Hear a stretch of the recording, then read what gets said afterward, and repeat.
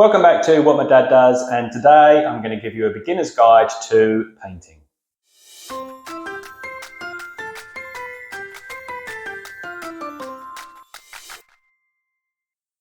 So this video is inspired by my brother-in-law, who has requested a beginner's guide to painting, because as he says, when you walk into a decorator's shop there is a bewildering array of rollers, brushes, paints, and it can be very confusing. So this one's for you.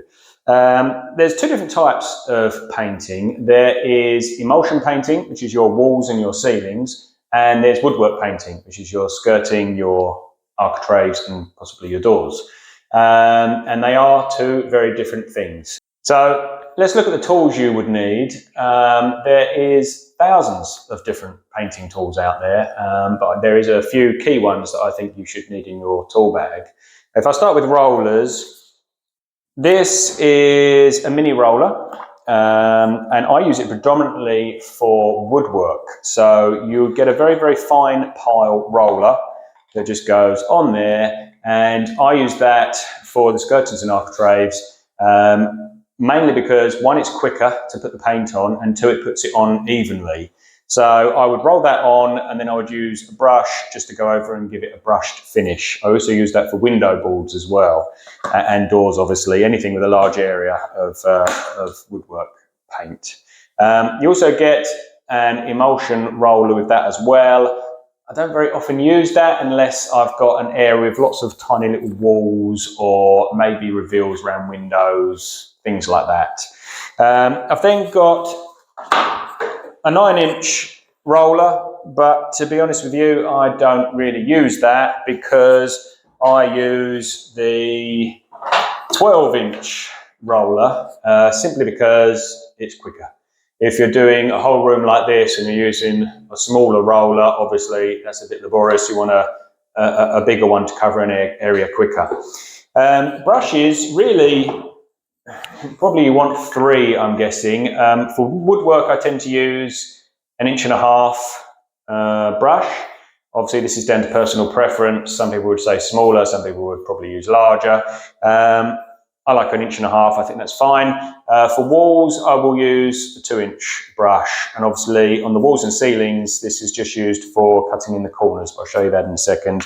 The third brush you might need is a very, very fine brush. Sometimes you just need a very fine brush to get into little bits that one of these brushes isn't going to get into. Other things I've got is masking tape.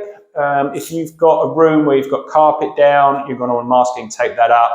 Normally I'm working in rooms where it's a vinyl floor, so I tend to just use this around the architrave and door lining and stuff, just so when I'm going down I can paint right down to the floor. Otherwise I tend to use a board that it's a flat vinyl board I just put up against the skirting and then paint along and use that. You can see the white line down it where I've painted along it a number of times. I should say as well, for the rollers, essential is a pole. So this is a telescopic pole. I don't really think you probably need a telescopic one, but it's very handy if you do have one. Not only obviously for ceilings, but I use it all the time for walls, because how much easier is it to stand there and do that than to have to be doing that the whole day. This is quicker, easier, get yourself a pole. Once you have got a coat on the walls, you're probably going to want to start filling things where you've got nail holes in the architrave, etc., etc. So you're going to want some filling knives, you're going to want some filler, and then you're going to want to rub that down. I love a hand sander. I think this is a brilliant tool, much easier than trying with a little bit of sandpaper. That just keeps it nice and flat. It wasn't expensive. That's a good idea. For ceilings, I will use my sanding pole. So I can put that on the ceiling and literally that will do the job for me. And again, keeps it flat. You're not just sanding a void. What else have we got here? We've got a stick, because every bit of paint will need stirring. So you need something to stir it with. And dust sheets, obviously, even in a room like this where I haven't got any carpet, I will dust sheet it up just to keep any paint spills off the chipboard and stuff like that. Also, you'll probably want a clean bucket. They're called kettles if you're buying them in the decorator's shop, but I just use an old paint bucket. And you'll want that to mix the paint up because especially at a stage like this, on fresh plaster, I'm going to want to really water the first couple of coats down. So you're going to want to mix it in something. And I think that's about it. I've almost certainly forgotten something, and if I have, I will mention it to you later on. Oh, cling film is one that I've forgotten, because when you've given a coat with a roller, you don't want to wash all that paint out. It takes a long while, it loses a load of paint. So all I do is wrap it in cling film, and it will last a few days wrapped up as long as the air's not getting to it, and you can unwrap the cling film and carry on with the same roller. Let's move on to paint quickly. So yes, there is a bewildering array of paint. I tend to use emulsion paint called vinyl matte. So that's the base. It will be vinyl matte, whatever color you're using. I believe the word vinyl is just like a polymer they put in it, so it makes it washable. So if you get a mark on it, you can wash it off without washing too much of the paint off. So matte is the key word there. You can also get satin emulsion, which is a slight sheen. I believe you can get gloss emulsion. I've never used it myself, but if you wanted to go ultra shiny on the walls, don't know why you want to do that, but if you did want to go ultra shiny on the walls, then I believe that is available out there as well. But vinyl matte is the one that I generally use as a matte finish emulsion paint. With the woodwork paint, it used to be oil-based, and if you were trapped in a room painting for a few hours, you'd come out with a blinding headache and as high as a kite, but it's not like that anymore. Most of it is water-based. It's very good. Check on the back though, because it's not immediately obvious whether it's oil-based or water-based, and you can still get oil-based. You might want oil-based because you might have, I don't know, big knots leaking through or something like that. So you may want the oil-based one, which is fine. The only difference is you have to wash everything out with white spirit rather than water. Water-based paint that I use is normally a trade one, and they all seem to be quick dry, which I don't like. Some of them are so quick drying that I find when I'm doing like a big window board or something, by the time I get back to the beginning of the window board, it's basically too tacky to paint over. So I really don't like ultra quick drying paint. But, you know, again, it's personal preference with the paint out there. But it is, the important thing to note here is that it is two different paints. The woodwork paint and the wall and ceiling paint, two totally different things. So let's look at the sequence of works now. So you've got your walls. I'm assuming that your walls are probably going to be painted already and that you're redecorating, not decorating. But essentially you would have the skirting on. I haven't got the skirting on at the moment because I like to miscoat before I put my skirting on. So I'll miscoat, then put the skirting on, then do the 3 coats afterwards. So sorry, this isn't probably the best stage for you to see it at, but once you've got the skirting on and the walls are sealed, the coats will go probably, because your skirting's obviously got paint on it already, you probably just need to do 2 coats. So you probably want to go walls, woodwork in that sequence. The walls you will paint very slightly over your woodwork. Don't cut it in perfectly. Nobody can make one bit of paint stop perfectly in line with the other bit of paint. So just slightly, each time overlap by a fraction. You don't want to go right over it, just very, very slightly over it. So your woodwork down, slightly over the woodwork, then your woodwork up, slightly over the walls, your walls down, slightly over your woodwork, and then the last coat on the woodwork is the one that you really want to get perfect. Again, in between there's going to be filling, and there's going to be rubbing down, and there's going to be painters mating. That's another tool you might need as well, actually, is a mastic gun and tubes of painters mate. But I'll show you all this anyway as I decorate this room, okay?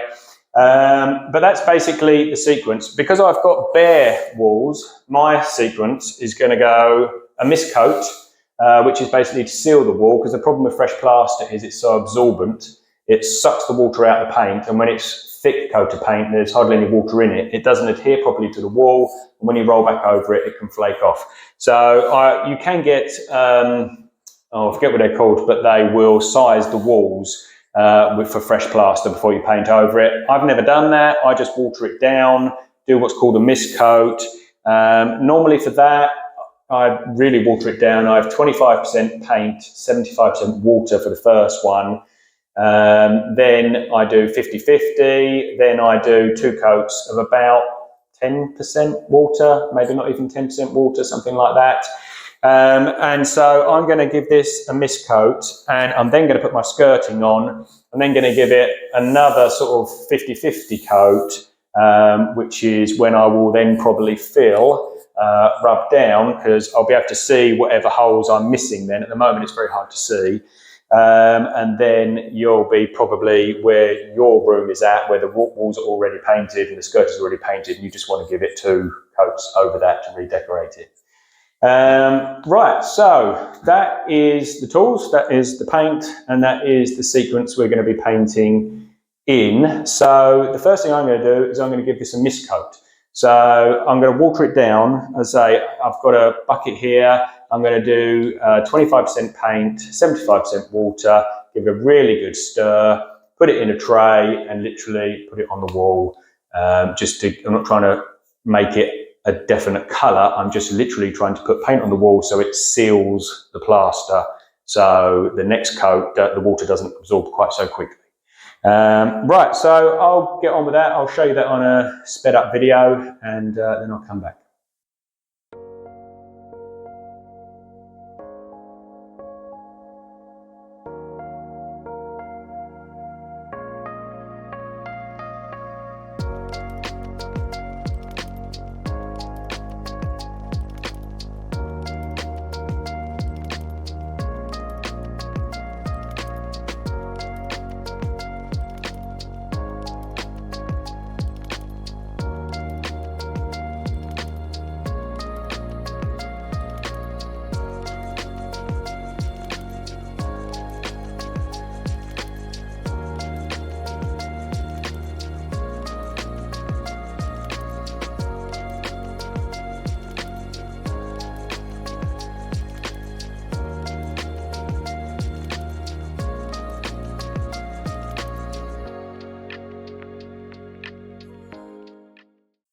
And so that's it. It is mist coated. A few things to say about that video you just watched.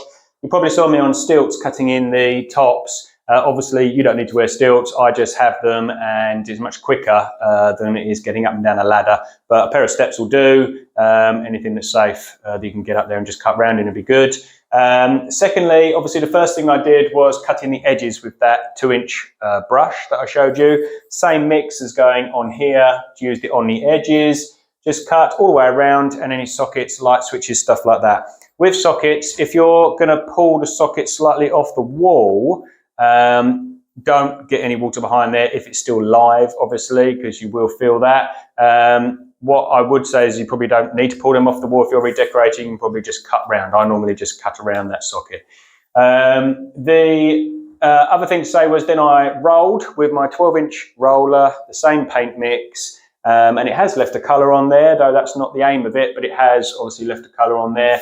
That is dry already. That's how quickly the water gets sucked out of the paint. So that's it. I have noticed the time on this video already. So what I'm going to have to do is I have to do this in stages. So this will be beginner's guide number 1. Beginner's guide number 2 will be the next bit where the skirting will be fitted, and I'll show you painting and bringing all that in together, etc., etc. So if you'd like to see that, please go to my channel and select that, and I'll see you on the next one.